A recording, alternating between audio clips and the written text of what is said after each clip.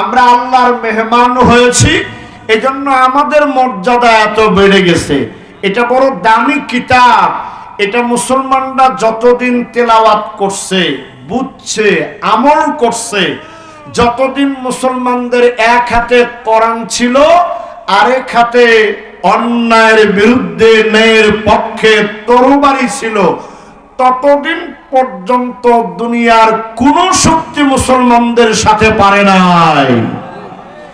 কিন্তু যেদিন থেকে মুসলমানরা অন্যায়ের প্রতিবাদ করা বাদ দিছে আর কোরআন তেলাওয়াত করা, পড়া, বুঝা, আমল করা বাদ দিছে, ওই দিন থেকে কাফিররা মুসলমানদেরকে দেশে দেশে মার শুরু করছে। চিৎকার দিয়ে বলেন নাউজুবিল্লাহ। আমার মুসলমান ভাইরা, আবার যদি পাবো এলাকার পোড়াবাড়ি এলাকার প্রত্যেকটা ঘরে ঘরে কোরআন তেলাওয়াত চালু হয়ে যায়, প্রত্যেকটা ঘরের মা বোনেরা যদি ফজরের নামাজের পরে কোরআন পড়ে, বাচ্চাগুলো সকালবেলা মক্তবে কোরআন পড়ে, যারা বাংলা পড়তে জানেন অর্থ ব্যাখ্যা সহ বুঝে বুঝে কোরআন পড়ে, সব মানুষ যদি কোরআনওয়ালা হয়ে যায়, আল্লাহ পাক আবার মুসলমানদেরকে বিজয় দান করবেন। জোরে বলেন সুবহানাল্লাহ।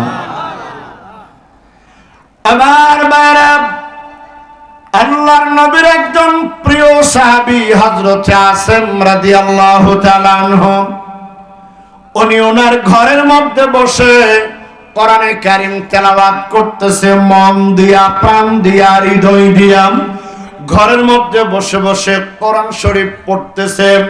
উনি বলেন, আমি তেলাওয়াত করতেছিলাম, তেলাওয়াত করতে করতে করতে করতে আমি যখন সূরা কাহাফ পর্যন্ত পৌঁছে গেলাম, আমি নজর করে দেখি আমার ওই ঘরের মধ্যে একটা 4 পাওয়ালা জানোয়ার আছে।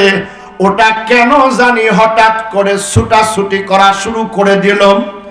আমি ওর ছুটাছুটি দেখে তেলাওয়াতটা বন্ধ করে, কোরআন শরীফ বন্ধ করে একটু বাইরে বের হলাম। আঙ্গিনার মধ্যে বের হইয়া উপরের দিকে নজর করে দেখি এক টুকরো মেঘমালা আমার গোটা বাড়ি ছায়া প্রদান করতেছে।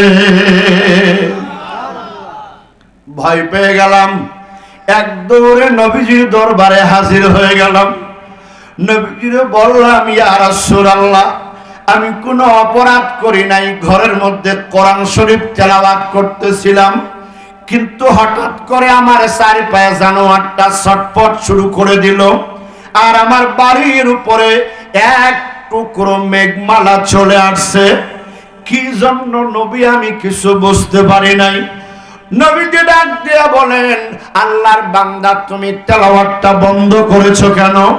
তোমার তেলাওয়াতটা আল্লাহর আরশে আজিম পর্যন্ত পৌঁছে গেছে।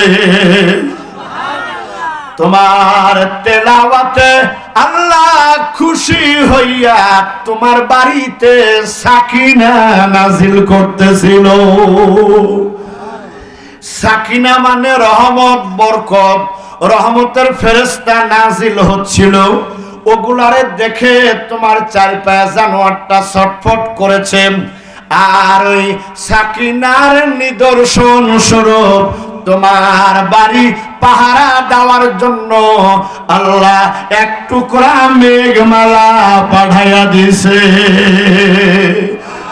জোরে জোরে সুবহানাল্লাহ।